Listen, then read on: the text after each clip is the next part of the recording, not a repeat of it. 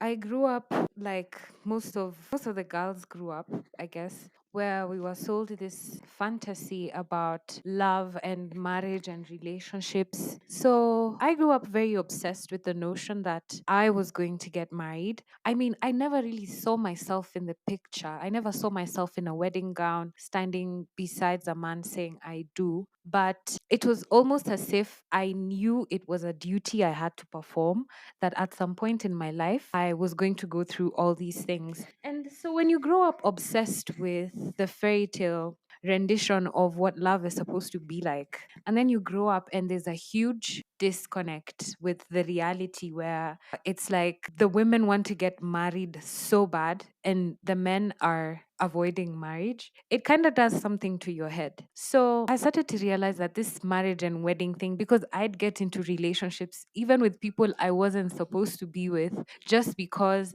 in my head I had this list I had to tick off, I had to check off. It didn't matter what this person was like, it didn't matter how they were.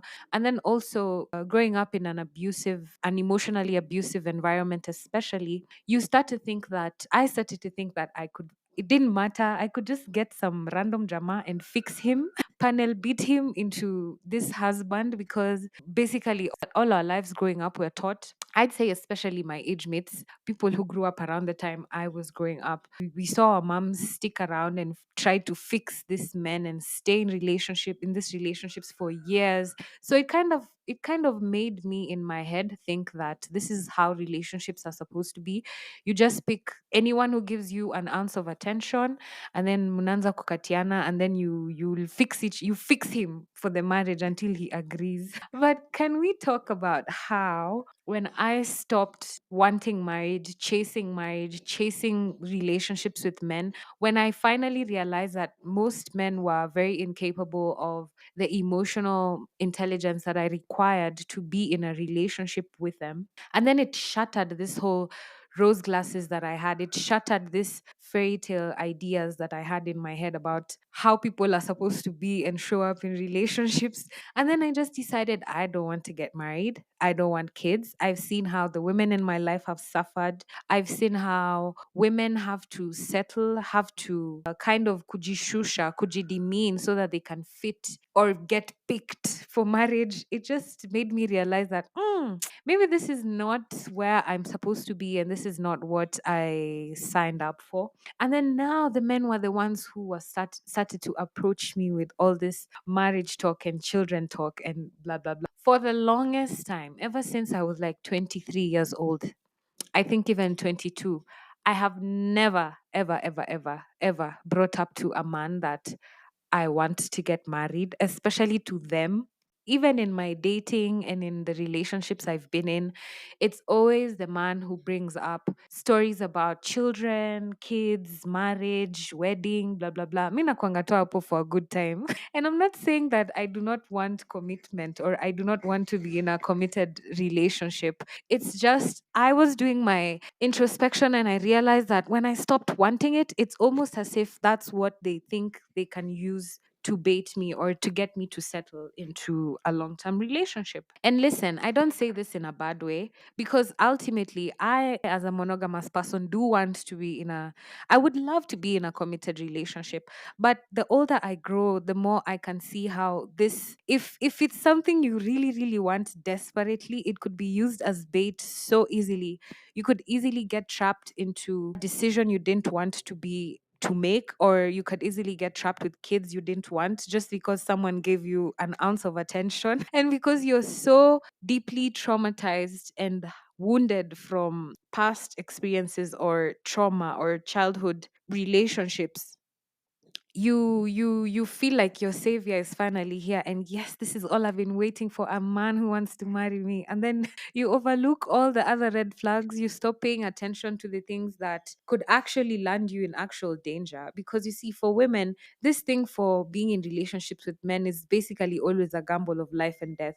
You could be genuinely in love with someone, but there's always the undertone of I could die from this relationship. And this is not to say that I don't even want to explain. You guys understand what I'm saying. If you listen to this podcast, you know. And if you don't know, then you should go listen to the episode I did on femicide and other episodes where I talk about domestic violence and abuse and sexual assault and stuff like that. I think I've done a much more comprehensive explanation of what I mean here. So please don't be offended. I'm just going by statistics and my lived experiences as a woman, the things I've said. And last week I got to interview my mom on the Jagero podcast. And even the more I talk about this, the more I realize how when there's a point where she was talking about how, you know, her mom, she lost her mom and that really shattered her. And my mom's mom was murdered. And a few women in my mom's family have been murdered. Even my dad's family, they've been murdered by most of them. All of them have been murdered by their spouses or like the Shamba boys or, you know, men trying to fight over property. It's always just something, the men around them. So this is not a story that I'm, you know, picking up out of my ass. It's lived experiences, things that I've been through. I've lost cousins, I've lost my grandma, I've lost women in my family, in my life who, you know, they've had to go through such bullshit. So it's an actual issue that we have. Okay, back to the story. So I was talking about how ever since I stopped discussing, I don't tell men what I'm looking for, what I want. I don't tell them. The only time I tell them that is when I'm trying to run them off, because the moment you say you're looking for commitment, the ones who are not on the same page with you, they will evaporate really, really fast. They'll get what they wanted and they'll evaporate. So it helps me see their patterns and see their reactions.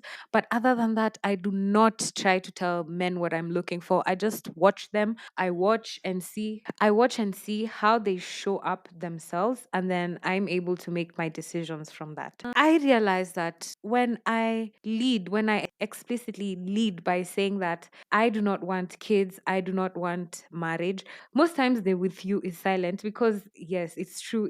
If I'm with you and I'm already starting to tell you I don't want kids, I don't want marriage, I don't want whatever, it's because maybe I'm trying to be clear before we move further.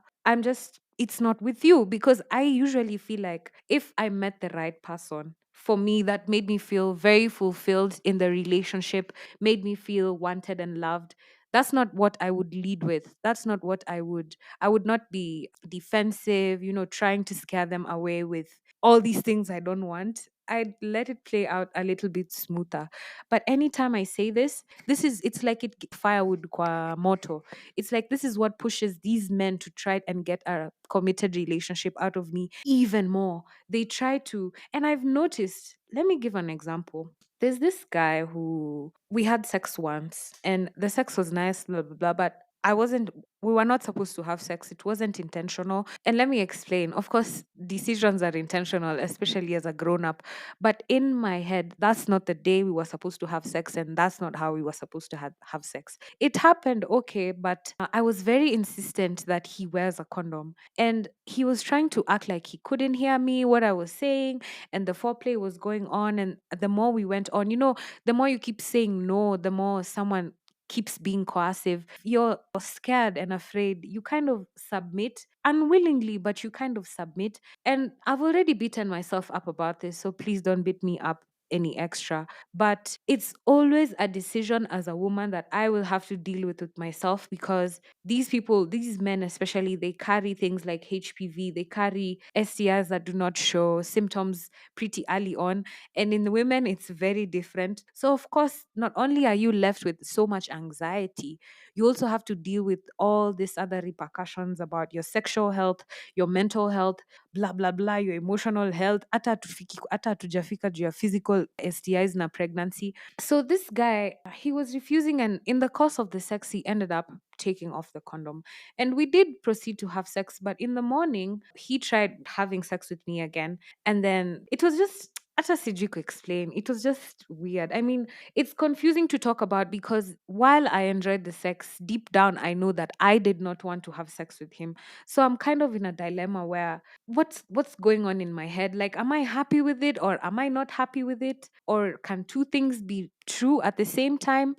Anyway, so in the bed in the morning, we're talking about, you know, why did we do that? We know better. We should have done better. He's older than me, meaning he's smarter than me. And of course, he's a man. So, there's always that fear and power dynamic stuff and all those discrepancies that might cause someone like me to be afraid to speak up for myself, even if I felt afraid. And listen, I'm not saying he wasn't going to listen if I did tell him, because maybe he was, maybe he wasn't. But we were having the discussion in the morning, and I told him if anything happened and I ended up being pregnant, I was going to get an abortion immediately. I saw that this dampened his mood and this made him switch his attitude a bit, because for the rest of the morning he was on his phone and I had to leave, blah, blah, blah. But mi sioni mbona ana take offense, because why did he proceed to have sex with me knowing very well I did not want to have kids with him?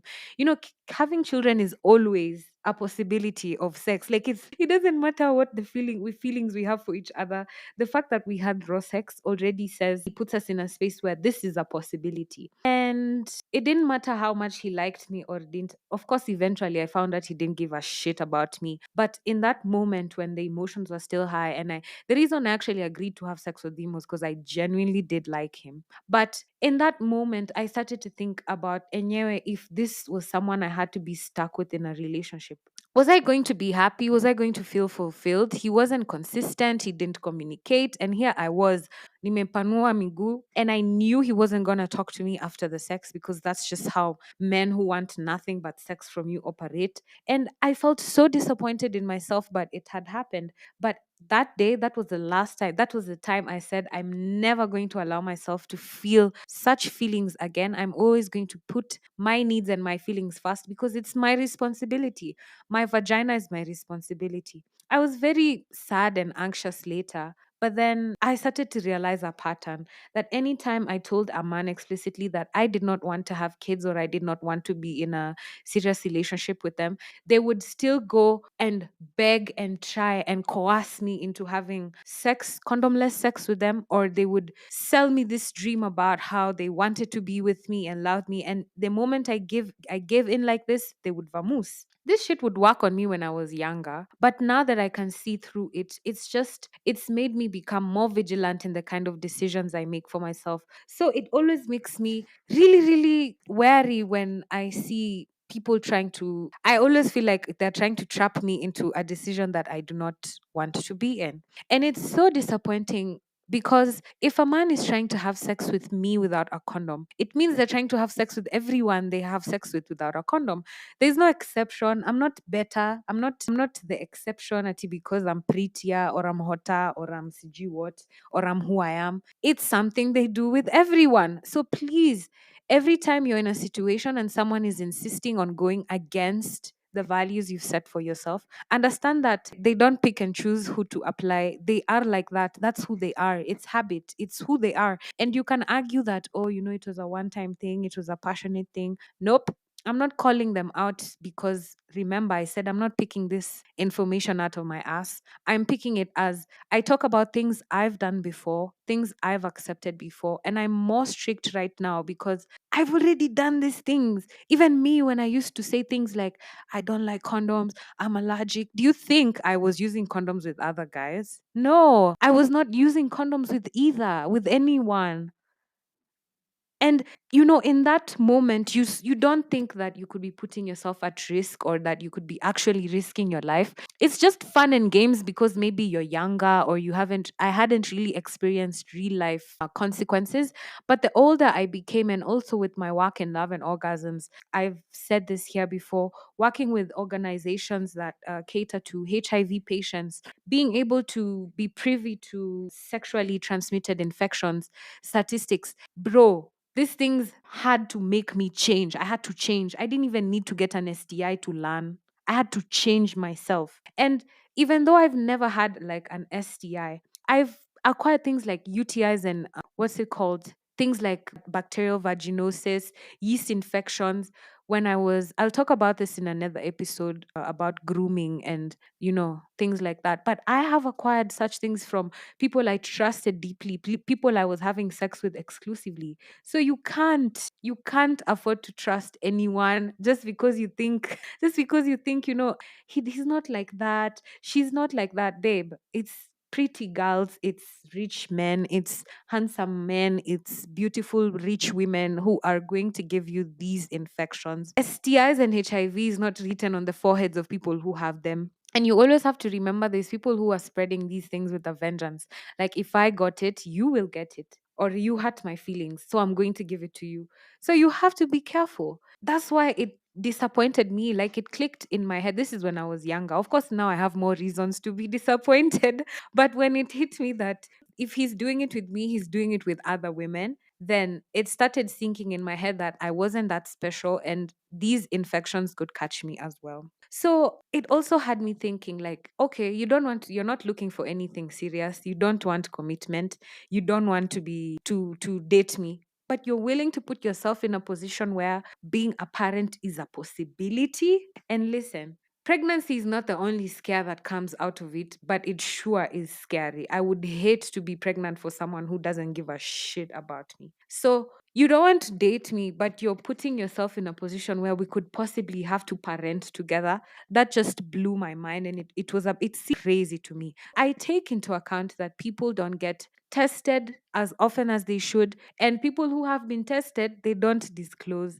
So please don't fall for it. Please, please, please, please. If you're listening to this episode, just remember to be very, very vigilant. People are very much into casual sex, but they're not into condoms. And they will use excuses like, Mara, it's too tight, or it's too itchy, or I'm allergic, it doesn't fit. But hear me out. Condoms are also uncomfortable for me. It's not that at even me I'm exempt from discomfort.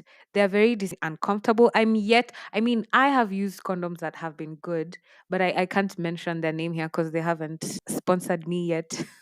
I'm, I'm still waiting for them to return my messages. But other condoms, they're painful. The friction is crazy. And there's someone who said that if you have to use condoms with them, then you guys shouldn't be fucking. And while I agree, it's just there's people who you'll be married to them and you should actually be fucking, but you still almost can't trust them because the STI spikes that are being realized at prenatal appointments. The men, these statistics are gotten from people who actually go to get tested.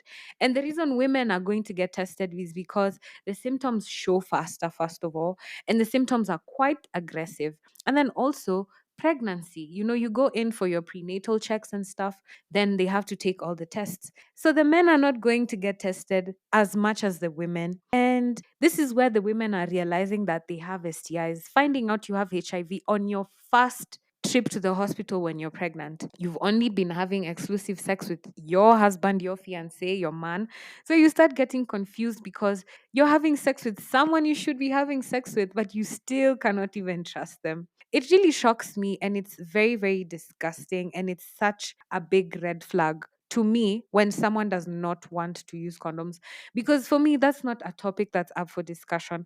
I might have let it fly when I was younger, but right now I can't afford to let one thing just drive me off the course of the life that I want. And I'm a big believer of there's some things that you just don't make mistakes with. I mean, if you get cut with a wembe, cool. If you get injected with CGO, transfused, cool.